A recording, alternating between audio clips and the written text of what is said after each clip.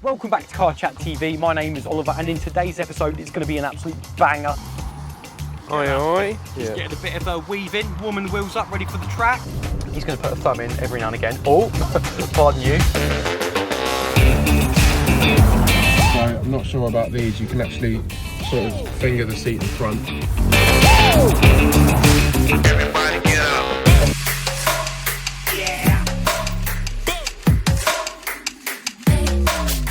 Nissan have invited us to their PR event of their first test drives with the Nissan Juke HYBRID. Oh my gosh, you've got to see this thing. Back it up, stay with me. Right, let's go to the front of the car first. I want to talk to you about some of the changes because you've probably seen a 1 litre Nissan Juke and thought, but look at the changes. New Nissan badge on this. We've got a black piece of trim that runs across and then a smaller mesh grille there closed. It doesn't need any air. And then beneath the bumper, it has been redesigned, allowing better aerodynamics and reduced drag, because this hybrid is all about maximizing efficiency and harnessing those MPGs. Right, we're going to move it on back, slide it on back to these fat 19-inch alloys. These are the Aero 19 inches, and you know what? I just love looking at them. They're actually so shiny as well with these inserts. That will help you save on the MPG. You've got hybrid badges here, just so you know, it's a hybrid. We're coming on back to the back of the car. The spoiler has been reprofiled as well with the design, again, to help with aerodynamics. But look at this, come to the rear of the car. This is the fun part. Let's have a look at this. So we're gonna have a little look. Loads of space in there, 354 litres, not quite as big as the 1 litre petrol variant of the Juke, because you need to make way for the 1.2 kilowatt battery back here. But smash those seats down, you've got more than enough space. Right, cut some B-roll, Adam. I'm going to jump in the front seat, take this thing for a drive.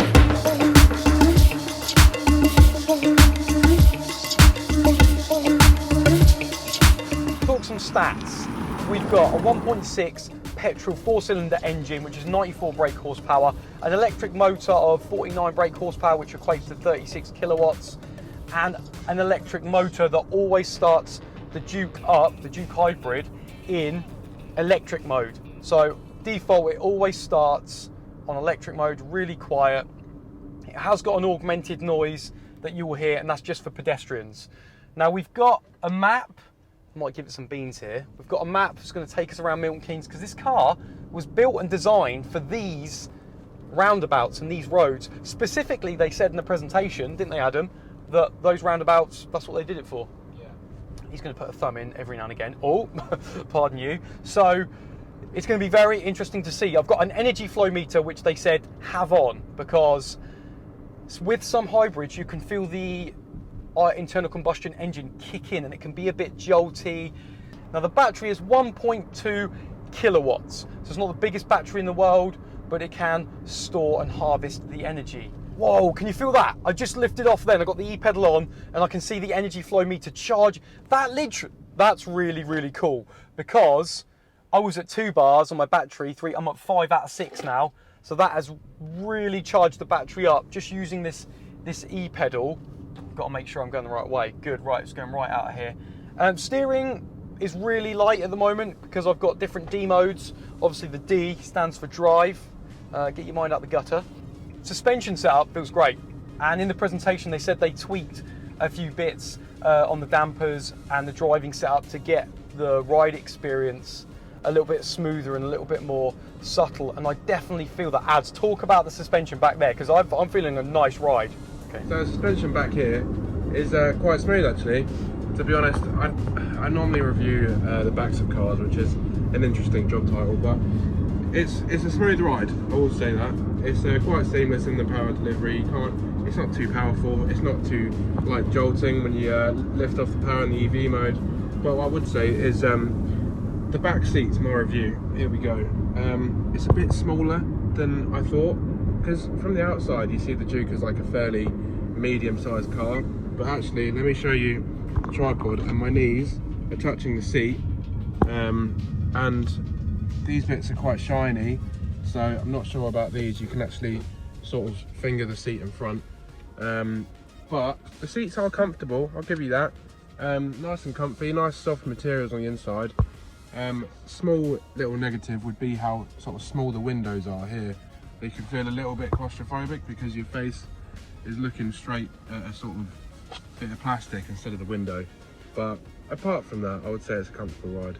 The Gen 1 Juke, which my sister actually has, the design was a little bit crude. They've definitely gone better, smoother, sleeker on the new design, and now it's the hybrid. It's got some funky wheels if you've got the 19-inch aero wheels, which will get some B-roll shots of you.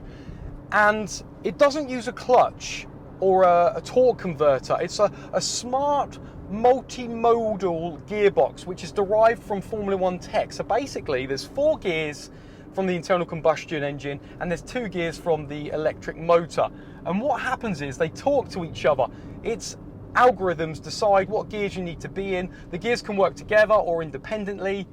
It's pretty much just super futuristic tech. It's just science. So one thing that's really important is resetting the trip when we've just started, because Nissan claim 55 to 56 mpg. So that's really impressive. And we've got to remember it's a hybrid car. It's using that battery, that 1.2 kilowatt battery, and that 1.6 combustion petrol engine. And we want to get a real life experience of what we actually get when we go back. And we're on a long test drive today, and we've got A roads, roundabouts, some B roads. At the moment, how we're driving it, I'm getting a 38.9 mpg. Just having a little look, we're probably about 20 minutes in so far. You might have noticed we have switched cars, right? So this one's a little bit fancier. This is a trim level up because we got a puncture.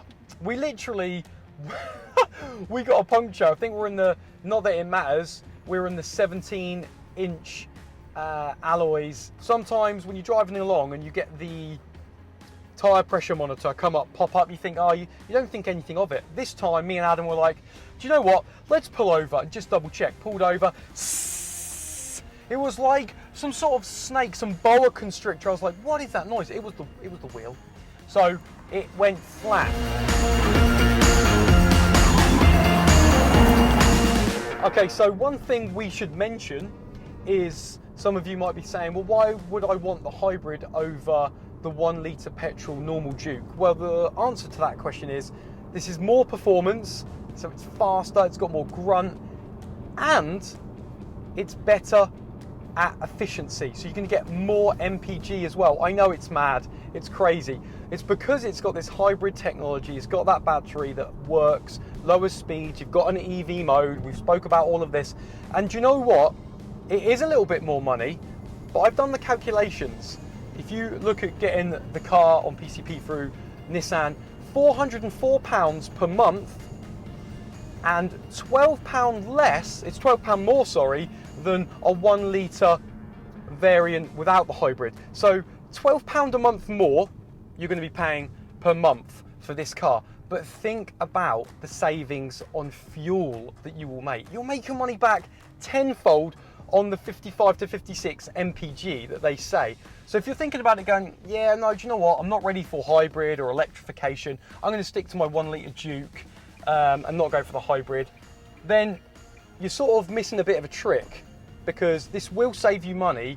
However, it works out on £12 a month more, which I've said. But overall, if you go for the hybrid, it looks better. It's subjective, it does.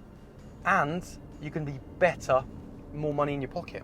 So I think this car would suit a lot of people, essentially a wide range a demographic, because it's small, it's an SUV, you've got that height, you've got that space. It's great for someone that wants to make a difference to the environment. They're looking, do you know what, I want to go electric, but I don't want to go full EV. I want to go for a hybrid. I don't want to go for a plug-in, because with this you don't have to worry about, oh, I need a wall box. You don't need a wall box. You don't need to charge it.